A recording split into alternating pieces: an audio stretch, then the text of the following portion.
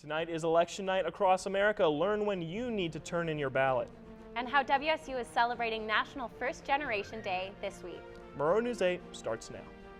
From the Northwest Public Broadcasting Studios on the campus of Washington State University, this is Murrow News 8. Good evening, I'm Logan Plant. And I'm Celeste Harms. Welcome to Murrow News 8.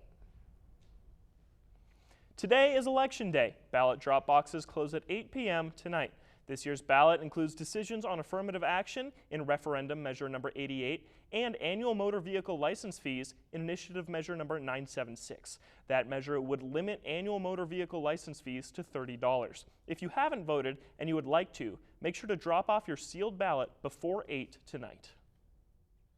WSU is celebrating National First Generation Day with a series of events this week. WSU Insider reports that WSU defines first-generation students as those whose parents or guardians did not receive a four-year degree. According to WSU's Division of Student Affairs, more than 30% of students on the Pullman campus are first-generation. This week's events include webinars, coffee and donut sessions, and guest lectures. National First Generation Day falls on this Friday, November 8th. Each WSU campus will honor current and former U.S. military members on Veterans Day.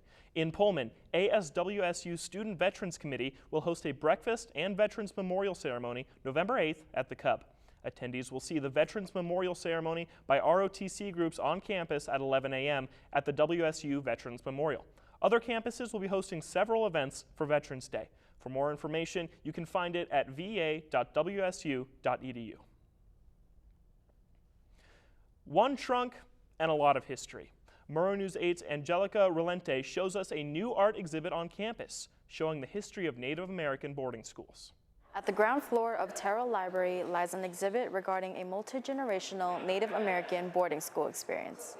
Nez Perce tribe member Roberta Paul wanted to unload a wooden trunk filled with bits and pieces from her family's past. As a young child, I would go through the trunk and, go through and fondle things. So what is this? What does this mean? What are those photos of my ancestors? I didn't know who they were because my father didn't talk about them very much, and so because they were gone. Paul says her grandfather, Jesse, was stripped away from his culture at a young age when he was selected to attend the Carlisle Indian boarding school. So the boarding school was created by General Richard Pratt, and his thinking was if we immerse them in the white man's way by taking away the culture, because they didn't think the culture was going to help them survive in the present new world thinking.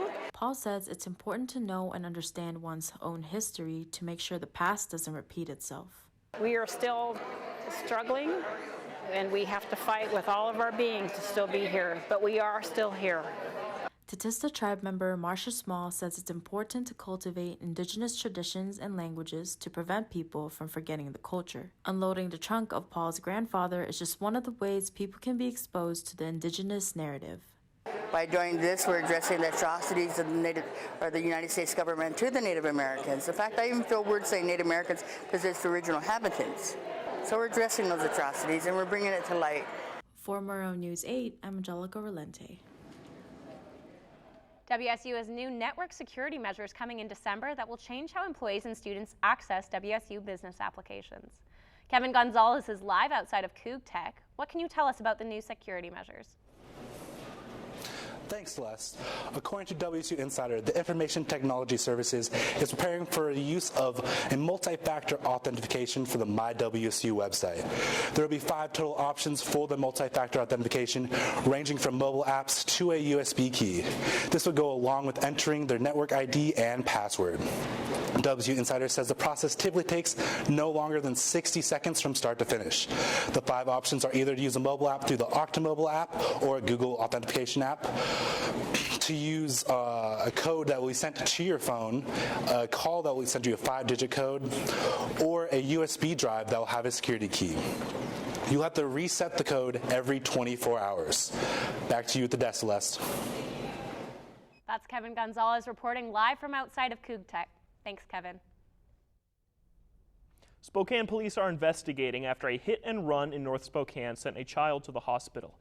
KHQ reports that Spokane Police Department told them callers reported a maroon Buick sedan hit the child who was crossing the street in the area of North Post Street and West Alice Avenue.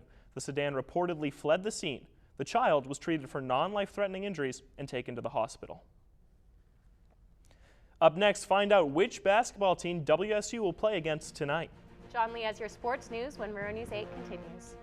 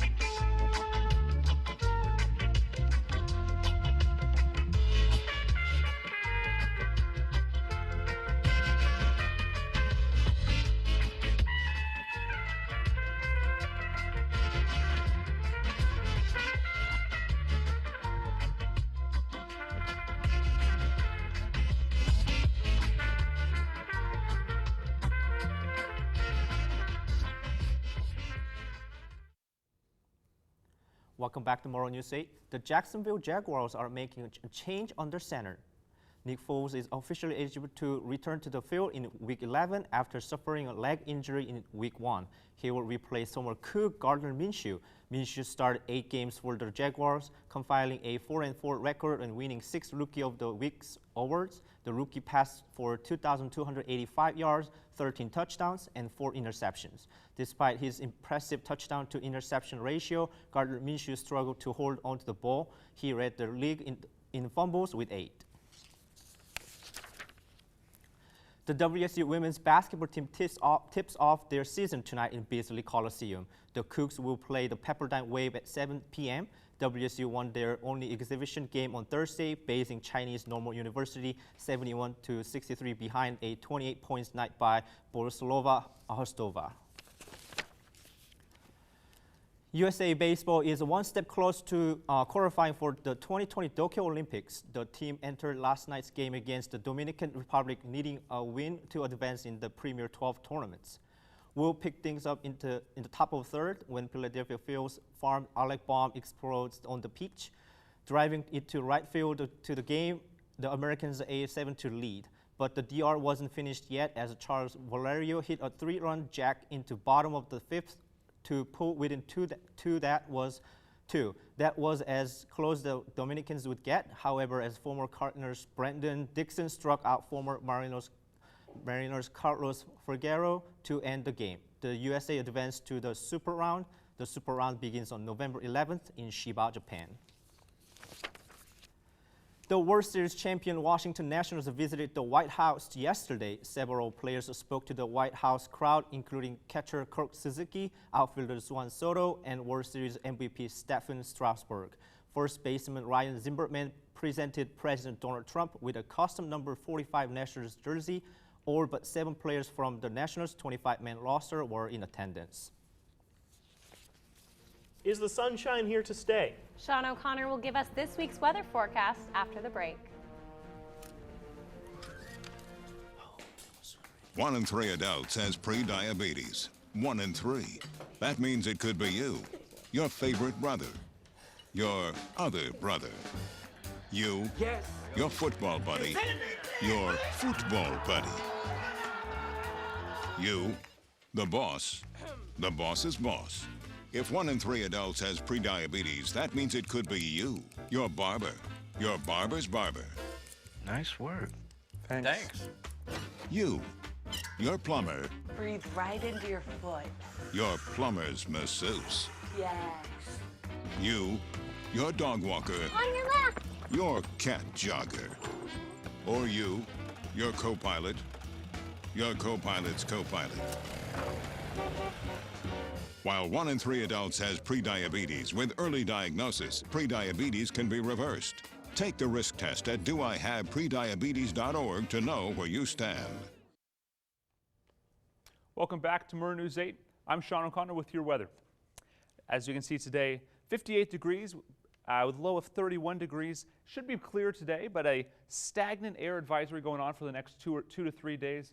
Means we might see some morning pollution and some bad air quality, so just keep that in mind those of you with allergies or air sensitivity. Tomorrow, very similar weather to today, but we're getting a little bit cooler. Highs near 51 degrees with a low of 30. Still staying cool, or still staying calm air rather. Stagnant air advisory will continue through tomorrow, right around the average for that time of year, which is right around 49 degrees. In the state map, very similar weather across the state. 53 in Seattle and Olympia as the high, 54 in Spokane, 51 in Tri-Cities, 59 degrees in Yakima. That will be your warmer spot, and as we mentioned already, 58 degrees in Pullman. As we go on to the 5-day forecast, with 51 degrees for Wednesday, weather will get warmer around Friday, Saturday with some clouds rolling in, full clouds on Saturday, back to partly cloudy on Sunday with a high around 51. We'll send it back to you guys at the desk. Thanks, Sean. Homecoming can mean all types of things to different people. As Murrow News 8's Jane McDonald tells us, for a 1949 linebacker, it meant one last chance to say goodbye.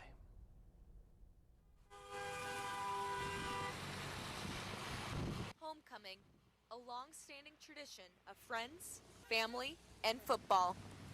For one man, Pullman was more than just football.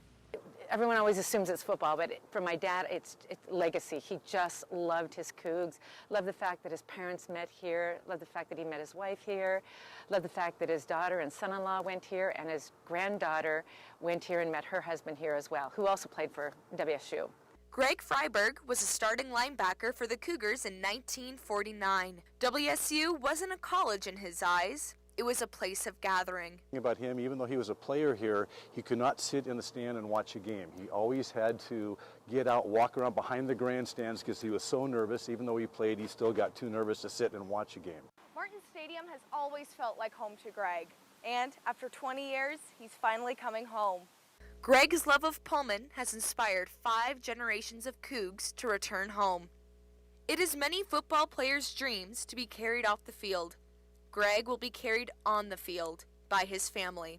Greg passed away in March at the age of 88. Early Sunday morning, his family walked out onto the 50-yard line, the place where his father played, the place where his grandsons played, the place he called home.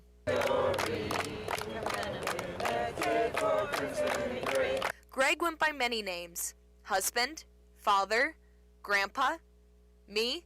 He will always be my Uncle Greg. Jane McDonald, Murrow News 8. UGS Go Cougs!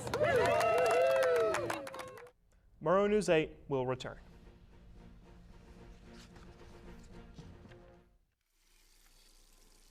Let me tell you about the toughest guy on earth.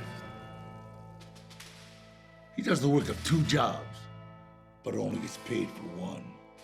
He's tough enough to feed the man that gave him a lifetime of nourishment. He has the crazy strength to lift the man that raised him up without even flinching. That's right. No employee of the month bonus check here. This guy, no, this warrior, will always be by his father's side, even if his dad will hardly remember.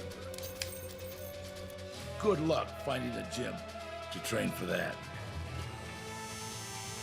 If this guy isn't the toughest guy on the planet, then I don't know who is. Caregiving is tougher than tough. Find the care guides you need at aarp.org/caregiving. Thank you so much for watching tonight. Be sure to watch our live newscasts at nwpb.org/mn8 and on Cable 8 at 7 and 10. And don't forget, you can also follow Murrow News 8 on social media like Facebook and Twitter. Have a good night.